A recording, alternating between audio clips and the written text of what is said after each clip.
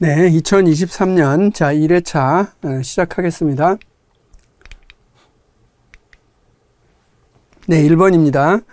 그림은 핵분열 반응을 나타낸 것이다. 다음 중 이 반응을 이용하는 핵발전의 연료에 해당하는 것은 그랬습니다. 자, 지금 그림을 보면 중성자를 중성자 하나가 날라와서 어떤 원소를 때리고 있죠. 자, 그렇게 해서 핵분열이 일어나서 분열되고 있는 모습을 지금 보이고 있습니다. 자, 그럼 여기서 지금 우라늄이죠. 요것은 우라늄.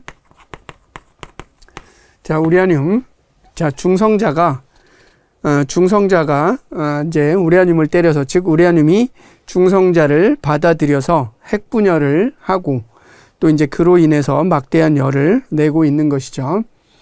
자, 그래서 여기서는 핵발전의 연료에 해당하는 것이니까 우라늄이 되겠습니다.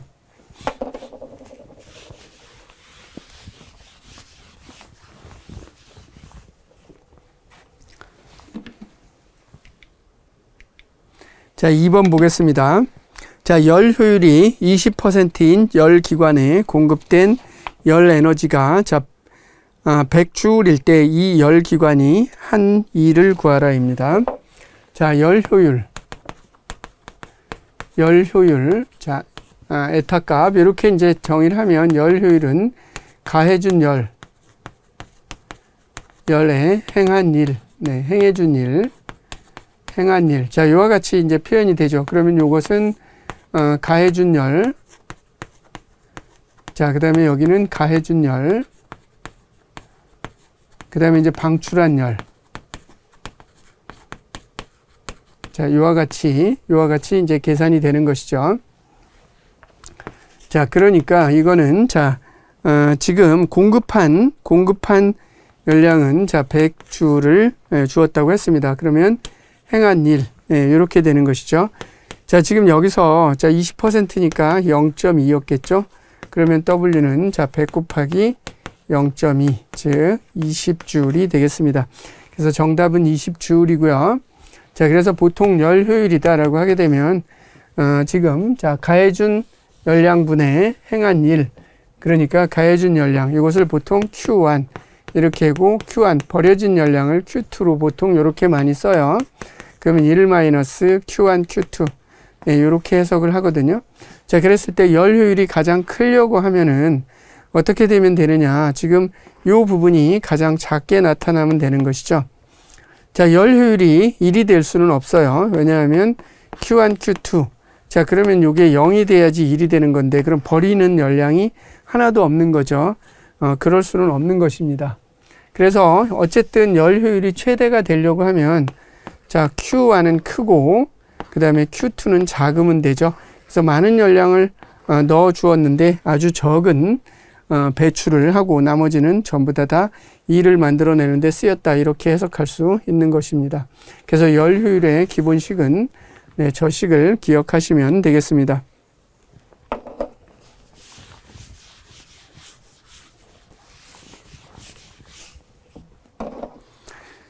자, 다음 3번입니다. 자, 그림은 자유낙하하는 물체를 같은 시간 간격으로 나타낸 것이다. 같은 시간 간격. 자, 구간 AC에서 운동에 대한 설명으로 옳은 것 그랬습니다. 지금 보게 되면 지금 이렇게 떨어지는 모습을 보면 이 간격이 이렇게 멀어지고 있음을 알 수 있습니다. 자, 그런데 이게 같은 시간이라 그랬거든요. 같은 시간 간격에서 이렇게 쭉쭉 멀어지고 있는 모습을 볼 수 있습니다. 자, 그렇게 되었을 때, 자, A에서, 지금 A에서 첫 번째 구간이죠. 자, A, 여기죠.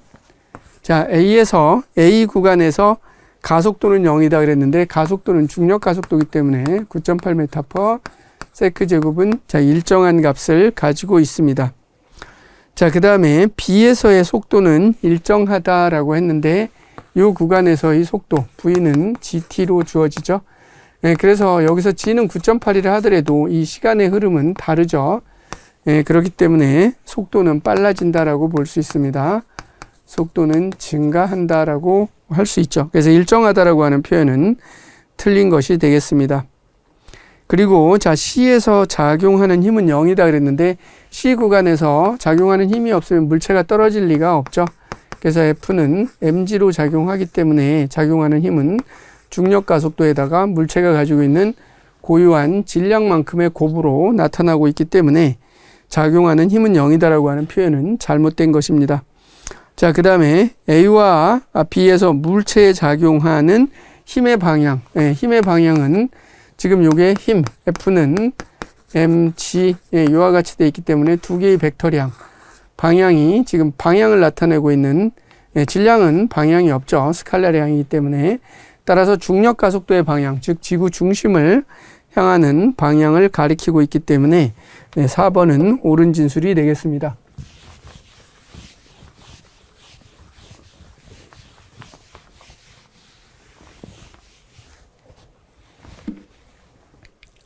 해서 정답은 4번이 되었습니다. 자, 다음 4번입니다. 그림은 질량이 다른 두 물체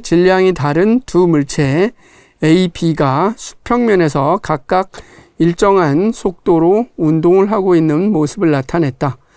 두 물체의 자, 운동량의 크기가 같다. 그랬을 때 자, B의 속도는 하고 물었습니다. 자, 그러면 요거는 이제 운동량 보통 P로 나타내고요. mv 벡터 이런 식으로 표현을 하죠. 운동량은 당연히 벡터량입니다. 그래서 P 벡터는 mv 이와 같이 나타냅니다. 그래서 여기서는 뭐 크기만 논한다 그러면 벡터의 크기를 이렇게 절대값적인 개념으로 사용해서 P는 mv라고 사용을 해보겠습니다. 근데 운동량의 크기가 같다라고 했으니까 지금 A 같은 경우는 3 곱하기 1이 되겠죠. B 같은 경우는 1 곱하기 V로 나타날 것입니다. 그랬을 때 자, 요 식에 따라서 우리는 V는 당연히 3m/s가 되겠죠. 3m/s가 되겠습니다.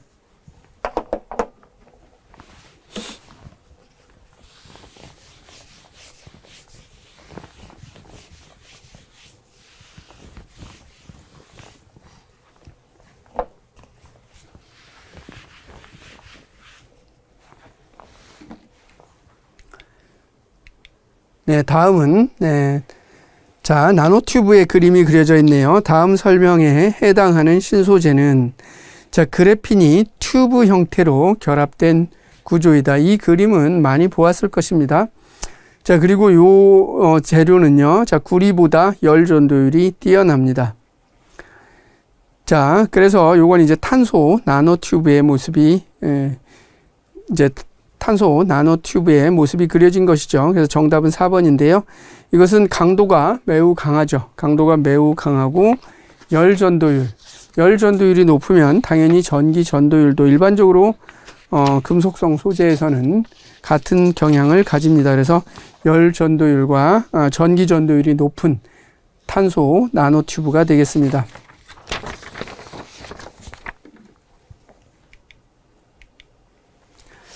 자, 다음 6번입니다. 자, 설탕과 염화나트륨 NaCl에 대한 설명으로 옳은 것 고르는 것입니다.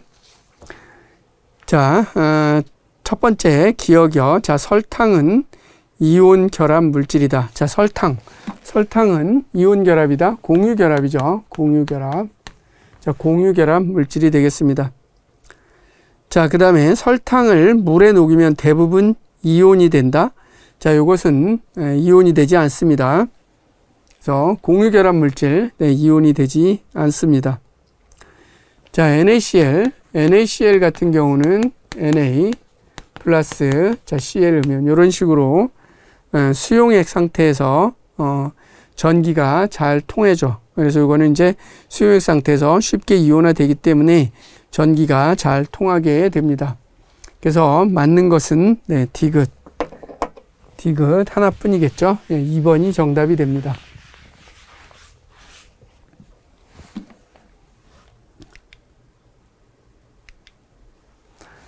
네, 다음 7번입니다. 자, 그림은 전기 에너지의 생산과 수송 과정을 나타낸 것이다. 이에 대한 설명으로 옳지 않은 것 찾는 거예요. 옳지 않은 것. 첫 번째, 발전소는 전기 에너지를 생산하는 곳이다. 발전소는 글자 그대로 발전, 전기를 만들어내는, 유발하는 그런 뜻이니까 전기 에너지를 생산하는 곳입니다. 자, 변전소, 전기를 변화시키는 거죠. 그래서 변전소는 전압을 바꾸는 역할을 한다. 자, 그것도 맞는 말이 되겠죠. 자, 전력 수송 과정에서 전력 손실은 당연히 발생하죠. 전력을 수송하게 되면 전력선을 타고 전력을 보내주다 보면 도선을 타고 전류를 흘려주어야 되는데 당연히 저항에 의한 손실이 저항이죠. 저항과 열의 형태로서 당연히 손실이 발생하게 됩니다. 그래서 옳지 않은 거니까 3번 진술은 틀렸습니다. 자, 그 다음에 주상 변압기는 전압을 220V로 낮추어서 가정으로 전기 에너지를 공급하죠. 보통 굉장히 2만 볼트 이상으로 보통 송전을 해서 보냈다가 전압을 220으로 낮추죠. 그래서 송전 전압은 굉장히 높게 해줍니다. 높게 해줌으로써 전력 손실을 줄이기 위함이죠.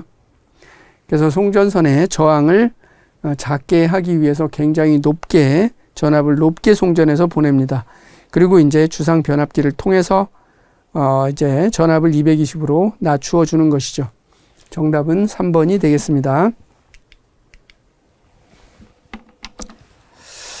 자, 8번. 자, 그림은 산소와 네온의 전자 배치를 나타낸 것이다.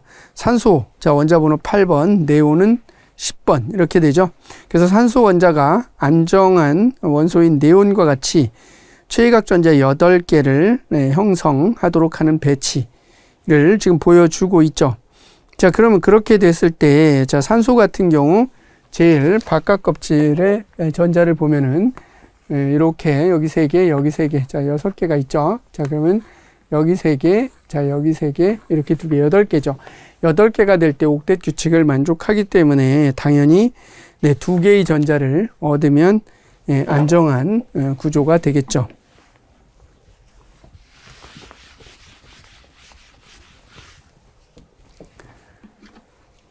따라서 답은 2개가 되겠습니다. 자, 다음 9번. 자, 다음 설명에 기억에 해당하는 것은 그랬습니다. 자, 질산은 AgNO3죠. AgNO3의 수용액에 구리선을 넣었습니다. 그랬더니 구리는 전자를 잃어서 구리 이온으로 산화되고 은 이온은 전자를 얻어서 은으로 환원된다. 자, 이것은 산화 환원이라는 말을 잘 몰라도 그냥 그 박스 안에 설명하고 있는 지문을 따라가면 문맥상 산화와 환원이 서로 반대다라는 것은 알고 있으니까요. 당연히 환원이 답이 되겠죠. 자, 그래서 여기는 이제 산화 환원인데요. 자, 산화된다라고 하는 것은 자, 산소와 결합하는 거죠. 산소와 결합하든지 전자를 잃는 거예요. 전자를 잃음. 자, 전자를 잃어버리는 거죠. 그래서 예를 들어서 구리 같은 경우가 자, 이런 식으로 전자를 내놓는 경우가 되는 거죠. 자, 그렇게 되면 이제 구리는 산화된 거죠. 그리고 이제 산소와 결합하면 산화철 같은 경우, Fe 뭐 이런 경우가 됐다. 그러면 이렇게 되면 이제 산소와 결합하는 경우가 되는 거죠. 자, 그 다음에 환원은 자, 산소를 떼버리는 거죠. 그래서 산소를 버린다. 그렇게 하고 이제 반대니까 얘는 전자를 얻는 거죠. 네, 이렇게 산화 환원은 정의가 됩니다. 그래서 기본적으로는 이제 이 내용을 아시면 되겠습니다.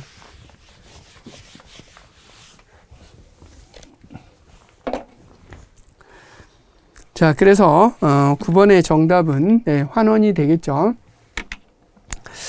자, 10번 수산화나트륨 NaOH 수용액은 붉은색 리트머스 종이를 푸른색으로 변하게 하는 성질이 있다. 다음 물질 중 다음 물질의 수용액 중 이와 같은 성질을 나타내는 것. 자, 그러면 그 붉은색 리트머스 종이를 붉은색 리트머스 종이를 푸른색으로 즉 염기성이거든요. 염기성을 검출하는 거거든요. 리트머스 종이를 가지고 볼 때. 자, 그랬을 때 이렇게 하는 것은 무슨 성분 때문이냐? 이건 OH 성분 때문에 그래요. OH 성분이 있으면 자, 리트머스 종이를 붉은색을 푸른색으로 변화시킵니다. 그래서 붉은색 리트머스 종이를 푸른색 리트머스 종이로 변화시키려면 자, OH 성분을 가지고 있으면 돼요. 자, 그랬을 때 지금 보기에서 OH를 가지고 있는 것을 보면 자, 수산화칼륨 하나밖에 없죠. 그래서 정답은 2번이 됩니다.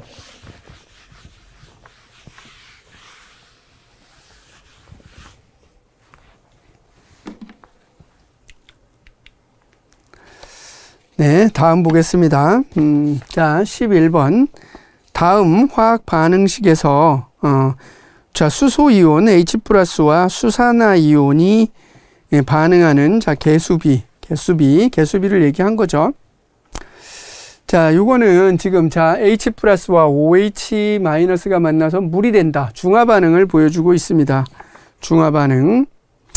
자, 중화반응이니까, 자, H와 OH의 개수비를 보세요. 자, 개수비를 보면, 자, 1H죠? 1H 플러스 1OH는, 자, 한 개의 물 분자, 1H2O를 만들어내고 있죠. 그러니까, 당연히 1대1의 비율을 보여주는 것이죠. 개수비 보시면 됩니다. 그래서, 1대1이 되겠습니다. 자, 그래서 1대1이 되겠습니다. 1번이죠.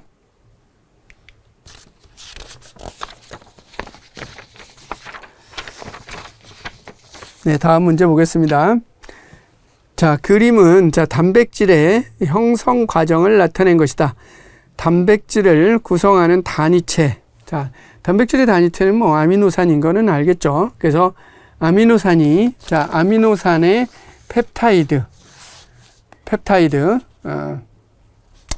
결합을 해서 이제 이것이 이제 여러 개 뭉쳐지는 게 폴리라는 말은 이제 여러 개란 뜻이잖아요. 그래서 폴리펩타이드가 되고 이제 그것들이 뭉쳐져서 단백질이 되는 것이죠. 그러니까 단량체는 아미노산이 되겠습니다. 단백질을 구성하는 단위체. 그것은 아미노산. 4번이 되는 것이죠. 자, 다음 문제 보겠습니다. 자, 다음 설명의 기억에 해당하는 것은 한 생물종 내에서도 개체마다 유전자가 달라서 다양한 형질이 나타난다. 하나의 종 내에서 나타나는 유전자의 다양한 정도, 이것을 유전적 다양성이다. 이렇게 얘기를 하죠. 다양성. 자, 유전적 다양성이죠. 자, 유전적 다양성이 만약에 높다. 자, 다양성이 높다 그러면 어떤 급격한 환경의 변화, 예를 들면 뭐 어떤 알 수 없는 바이러스나 이제 이런 것들에 의해서 이제 그 우리의 신체가 이제 노출이 되었을 때 그것이 이제 치명적이다라고 해서 모두가 다 같은 유전적 성질을 가지고 있다라고 하게 되면 모두가 다 감염이 돼서 이제 위험에 처할 수도 있게 되는데 누군가는 살아남는 또 그런 바이러스나 이런 거에 내성이 강한 그런 유전자를 가지고 있어서 종의 보존에 유리할 수 있겠죠. 그래서 이런 것들은 종의 보존을 위해서 유전자가 그 다양성을 가지고 있다. 이렇게 해석을 할 수 있겠습니다. 그래서 이거는 유전적 다양성이 되겠습니다.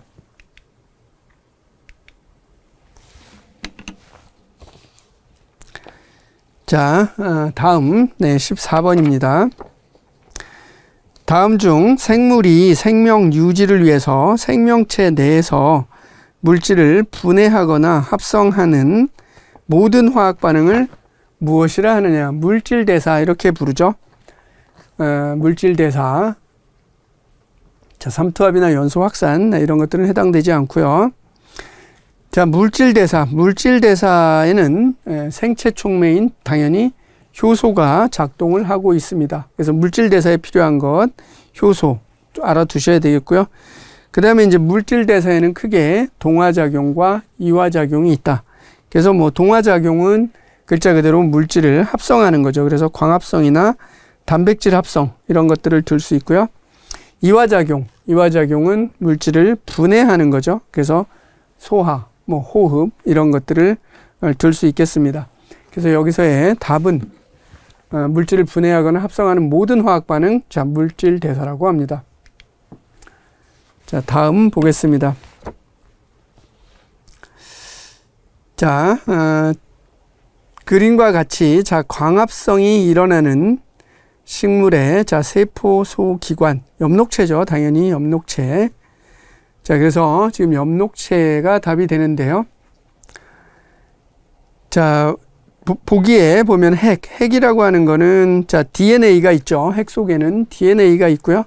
그 다음에 세포의 생명 활동을 조절하는 기능을 하고 있는 것이 핵이 되겠습니다. 자, 지금 엽록체는 자, 광합성이 일어나고 있는 세포 소기관에 대한 것이고요. 그래서 이 문제의 답이 되고요.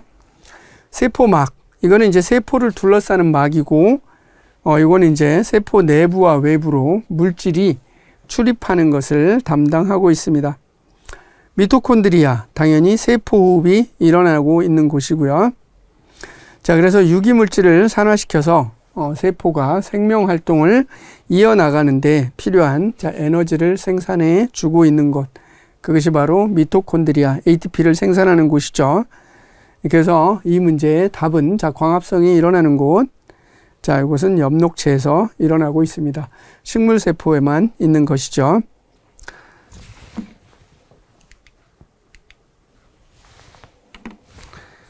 자, 다음 16번입니다. 자, 그림은 세포 내의 유전 정보의 흐름을 나타낸 것이다.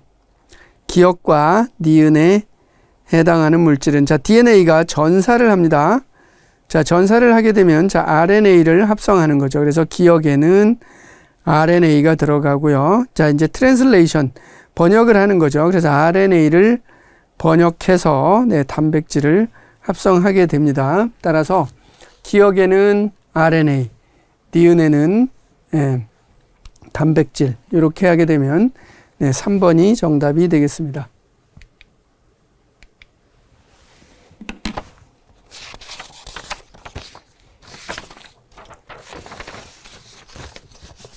네, 다음 17번입니다.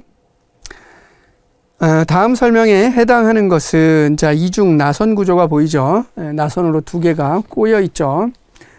자, 아데닌, 구아닌, 시토신, 티민, AGCT의 염기 서열로 유전 정보를 저장하고 있다.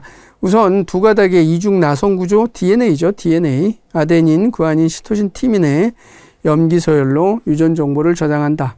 당연히 DNA가 되겠습니다.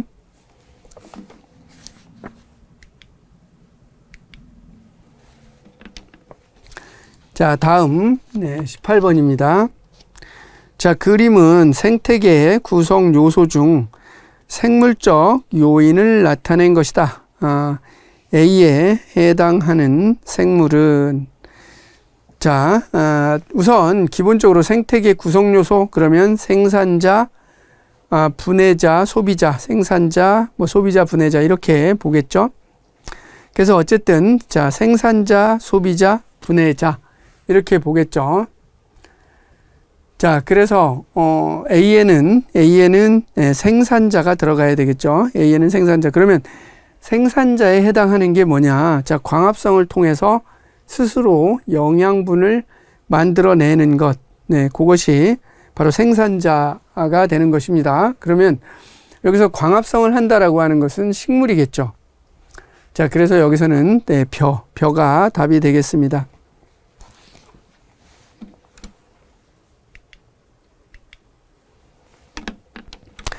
자, 다음 자, 19번은 자, 공룡의 지금 화석이 나오고 있습니다. 그림은 자, 어느 지질 시대의 표준 화석을 나타낸 것이다. 이 생물이 자, 번성했던 지질 시대.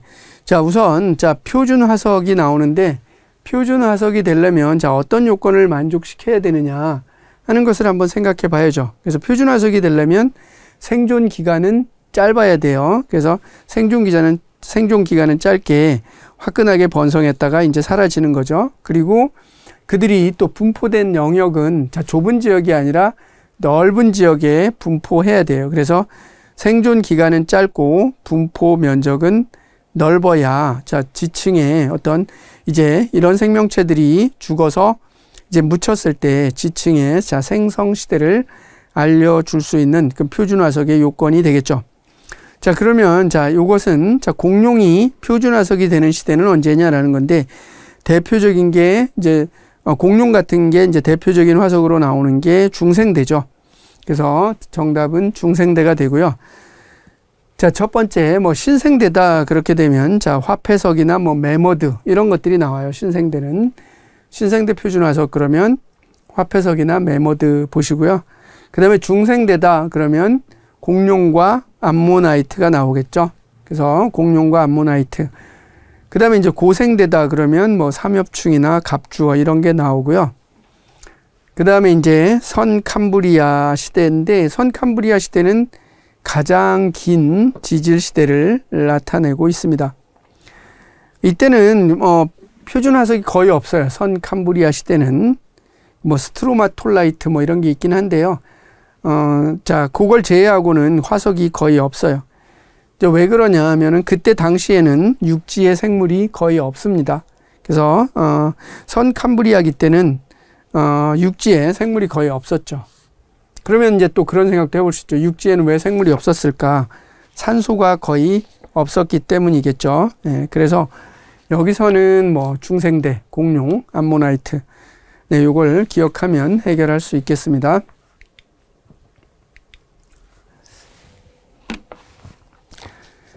다음 20번입니다. 자, 그림은 지구 내부의 층상 구조를 나타낸 것이다. A에서 D는 자, 지각 얇죠. 지각. 그 다음에 멘틀 가장 넓고요. B. 그 다음에 C는 외핵. 그 다음에 D는 내핵. 이렇게 돼 있죠. 액체 상태로 돼 있는 것은 외핵입니다. 외핵. 즉 C가 해당이 돼요. 자, 이것은 외핵 C는 주로 철과 니켈이라는 물질로 되어 있어. 무겁죠. 철하고 니켈. 근데 철과 니켈이 대류가 되도록 자, 액체 상태로 되어 있습니다. 그러다 보니까 이게 다이나모 이론이라고 해서 지구가 자전하죠. 그러니까 이게 전자석 역할을 해서 지구의 자기장을 만들어내는 역할도 하게 됩니다. C 영역을 얘기하죠. 외핵. 그럼 D 영역인 내핵 부분은 고체, 철과 니켈이 고체 상태가 돼서 굉장히 무겁겠죠. 고체니까. 그래서 밀도가 매우 큰 그런 것이 되겠습니다. 그래서 이 문제의 답은 C가 되겠죠. 자, 그 다음에 21번이요. 자, 판과 판의 경계에서 발달하는 지형인데 이건 솟아 올라오고 있죠. 자, 발산형이라 그래요. 솟아 올라오는 걸 발산형. 그래서 발산형 경계다. 그 다음에 멘틀 대류의 상부다. 그 다음에 판이 생성된다. 해령을 뜻합니다. 해령과 반대되는 게 해구겠죠. 그래서 이거는 해양판과 해양판이 서로 부딪혀서 서로를 밀쳐내는 거죠. 네, 그래서 이건 해령이고요. 자, 그 다음에 이제 발산하는 판의 이동 속도의 차이로 또 이제 해령이 끊어지면서 해령과 해령 사이에 수직으로 변환 단층도 생겨나기 쉽습니다. 정답은 해령이 되겠습니다.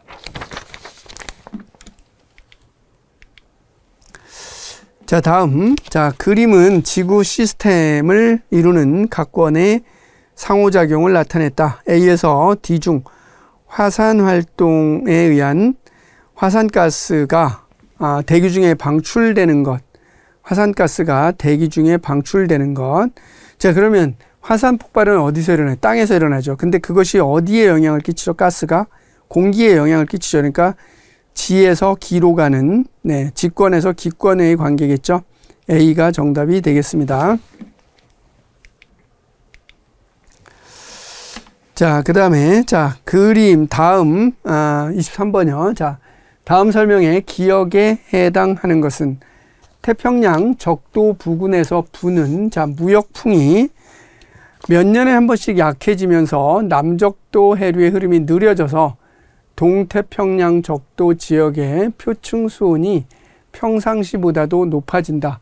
이러한 현상을 엘니뇨라 그러죠. 엘니뇨 현상 매번 나오죠. 그래서 이쪽이 이제 남미 대륙이 이렇게 있어요. 남미 대륙이 이렇게 있고, 이렇게 보면 이쪽에 이렇게 무역풍이 이렇게 불죠. 이렇게 부는데 이게 적도예요. 이제 무역풍이 약해지는 거죠. 이제 무역풍이 강해지면 저쪽으로 이제 물을 옮겨줄 텐데 이제 그렇지 못한 거죠. 지금 이제 이런 현상이 되는 거예요. 그렇게 되면 이제 이쪽이 이제 뜨거워진 거죠. 그럼 뜨거워지면 상승 기류가 생겨서 이쪽은 이제 구름이 생기고 비가 많이 내리고 이제 그렇게 되겠죠. 네, 이렇게 되고 또 이제 이쪽 무역풍이 강해서 이쪽으로 쭉 이제 바람에 의해서 바닷물이 밀려가야 이쪽에 이제 밑에 있던 찬물이 올라와서 영양분을 먹으면 찬물이 올라와야 어장이 형성이 되고 그렇게 될 텐데 그렇지 못하게 되는 경우가 되는 거죠. 예, 이렇게 되는 경우를 이야기하는 겁니다.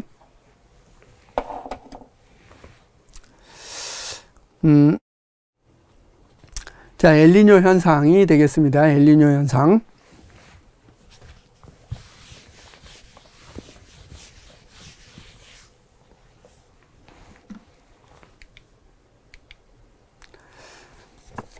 그 다음에 24번. 그림은 수소기체 방정관에서 나온 빛의 방출 스펙트럼의 분광기를 이용해서 맨눈으로 관찰한 것을 나타낸 것이다. 이에 대한 설명으로 옳은 것. 선 스펙트럼이죠. 일단 D 스펙트럼이 아니라 이렇게 지금 눈으로 보는 것처럼 선이 나타나고 있습니다. 선 스펙트럼이죠. 그 다음에 가시광선 영역에 속합니다. 헬륨의 스펙트럼도 같은 위치에 선이 나타난다 그랬는데, 이건 이제 수소에 대해서 나타난 거죠. 그러면 수소하고 헬륨은 서로 다르죠. 그래서 원소마다 선 스펙트럼의 위치나 모양이 모두 달라요. 그래서 이것은 모두 다르다이지 같은 위치에 선이 나타난다라고 하는 진술은 잘못된 것이기 때문에 기역과 니은만 옳습니다.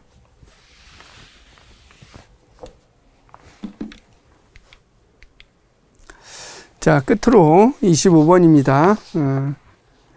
그림은 질량이 태양 정도인 별의 중심부에서 핵융합 반응이 모두 끝났을 때 내부 구조를 나타낸 것이다. 기역에 해당하는 것. 이것은 헬륨이죠. 태양과 질량이 비슷하거나 아니면 이제 완전히 크거나 태양보다 질량이 완전히 크거나로 이렇게 구별을 해볼 수가 있는데, 질량이 비슷하다 그렇게 되면 핵융합 반응이 이제 별의 중심부에서 일단 생기고 나면 헬륨이 이제 발생하게 됩니다. 그래서 중심부는 수축해서 밀도가 커지고, 그리고 이제 온도가 높아지면 이제 핵융합 반응이 일어나서 중심부는 탄소 및 산소 이제 이런 것들이 생기는 것이죠. 그래서 기역에는 헬륨이 되겠습니다. 그래서 수소, 헬륨, 탄소 이와 같은 층상 구조를 보이게 됩니다. 이상으로 마치도록 하겠습니다.